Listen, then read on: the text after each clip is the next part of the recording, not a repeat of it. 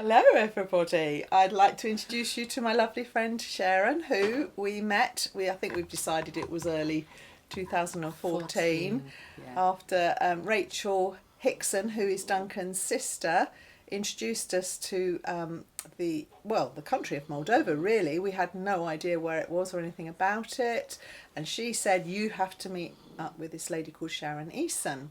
So Paul and Matt went out and visited her, did a little recce, made sure she was, kosher, and she came to speak at our church, and we connected straight away, didn't we? Through We did. mutual, nursing background, midwifery Yeah, background, it was easy. crusaders, yeah. And many people caught the vision of Moldova in those days, and quite a few of you have been out there and visited the project. So this is by way of an introduction. That's not me snoring, that's the dog.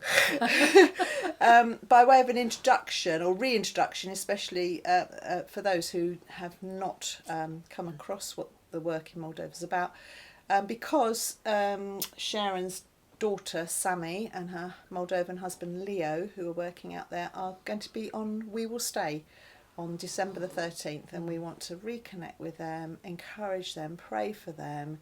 It's not easy being on the front line all by yourself.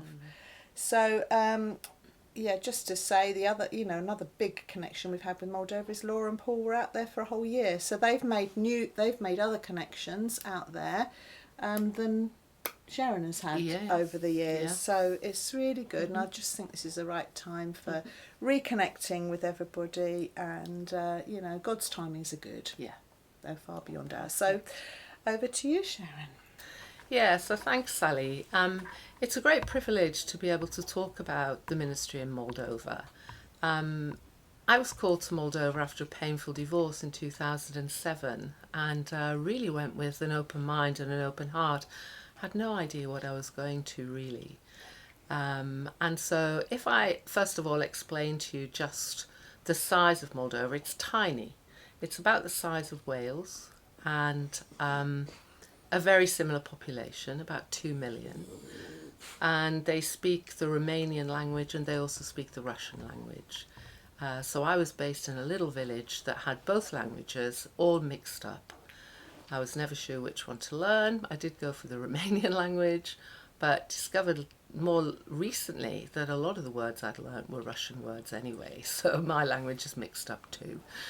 It was a great time of healing. It was a great time of finding more about God and what He wanted for my life. It was a great time of exploring just what are the needs of that nation, that little nation that had been abandoned in the 90s. And it just so happened that in the village there were lots of elderly that had nobody to care for them. And after about 10 months there praying and fasting, I was invited to visit some of the elderly, to care for them. I would make them food, and I'd clean their houses, and I'd just let them talk to me. And I had a sort of a domiciliary round of 5 elderly folk who I loved dearly. God just gave me this supernatural love for the elderly. And so I had to apply for wood for all of those 5 houses one winter time, and I wrote to my church and said, look, can you help? They find it very expensive and they need to be warm this winter. And afterwards I thought, you know what? If we purchased a building, then I'd only need to apply for one quantity of wood and not 5. And so they could all live together. And wouldn't it be great to have a home where they could be looked after and cared for? So that was the beginning of Casa Helen. I won't go through all the details, it's a long story, but we have a home for abandoned grannies. As it happened, only the ladies would come. We used to feed the guys, we'd look after the guys in the village, but they were too proud to come into a home. So we've ended up with Casa Helen, which at the moment has 17 grannies living there. And I've just visited this year. We've done a complete refurb on it. It's really exciting. And it's still the love of my life. And I just feel really blessed and privileged to be able to serve those elderly and to care for them. But after doing that, I came home for a while. I thought my ministry in Moldova was over, and I worked for a mission organisation, Mission Direct, for about 12 months. But God called me back in a very miraculous way, and the second half of my ministry, so the first half was about taking care of the elderly and vulnerable. The second half of my ministry was to rescue girls who were at risk of trafficking, girls that would be trafficked into prostitution. Very easy for people to steal them from villagers because they weren't very well educated. So I partnered with an amazing couple, Charlotte and Johannes from Denmark, who had a fantastic ministry established out there. We all lived in caravans like gypsies. I can honestly say it was one of the best times in my life working with them. And I'm filling up now because I miss it. I miss being on the coalface, and I miss being in that environment. And what we did was we gathered girls, vulnerable girls from the villagers, and we asked the social services, could we educate them, could we take them in, could we keep them safe? Because often their parents were alcoholics, or they'd just left, they'd just gone to other countries to find work and never come back. And so the very elderly were abandoned, but also the young girls were abandoned, and some boys too that we mentored along the way.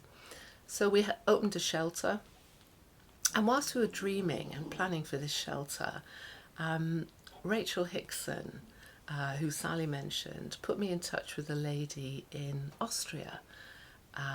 She'd been talking at a conference in Austria with Angela Gaeta, who had planted churches across Austria, and she was talking about the ministry that we had in Moldova.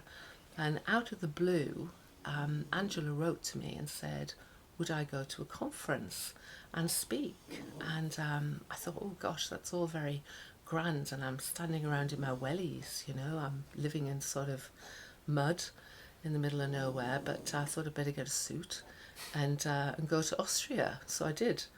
And it was a real God incident, because Rachel was the catalyst for that relationship. But when I got there, I didn't realise Angela was celebrating her 50th birthday, and she'd taken a huge collection, and she wanted to give that money away to mission, and she'd chosen our mission, which is quite, it's remarkable. And I left that place with a cheque for 14,000 euros, and you know, you just couldn't make it up really. So that was the beginning. We managed to finish the shelter, we took in the girls, but then we had a bigger dream, and that bigger dream was for an academy. Let's have a residential academy, so the older girls can be educated, can have business skills, we can set them up with a hope of a future where they can plant their own businesses in the local towns and villages. So that's what we did. Can you hear Toffee snoring? It's lovely, he's keeping us company. So yeah, I just felt, I was saying to Sally, I had a ministry in two halves really. The first half was the very elderly and vulnerable, the second half for young girls, vulnerable young girls. And then to my amazement, my daughter and her husband were called out, Samantha and Leo, with their children, and they continued the ministry that I eventually walked away from, because God brought me home and gave me Bill, which I spoke about on Sunday. So it's been a remarkable journey. So Samantha and Leo have been heavily involved with the refugees from the Ukraine, and it was devastating for Moldova. 400,000 refugees poured into that little country, and I have to say they were so impressive at receiving them. The churches had grouped together. Charlotte talked about standing on the border, and there was church leader after church leader after church leader, and no other real help and support for these people, these poor lost people from a war-torn country.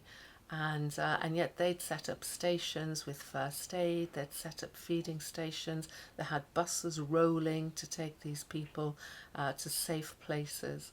And Samantha and Leo got very much involved in that. They housed them personally. They fed them. We had boxes of food going across from the UK.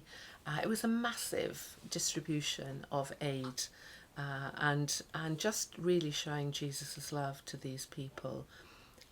They were absolutely maxed out making visas, and some of them, of course, came to the UK. And two young girls that I know stayed with, you will know them, stayed with Mike and Sally. And we had a young lady too, Ina, and her little girl. And it was just a time of real blessing. I know the girls were a real blessing to the Wilsons, and Ina and her daughter were a real blessing to us.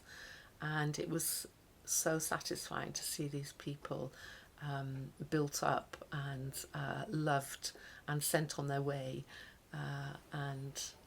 Yeah, it was just a fantastic time. So Sammy and Leo continue the ministry out there, heavily involved. They've started a little church in their home, which we're praying into, and just hoping for great things for them. And I'm sure they'll tell you a lot more about their ministry, the struggles, the heartaches, everything that comes as a cost when you serve another nation. But they'll tell you more about that. So that's me, and it was great to be with you this Sunday, and God bless you.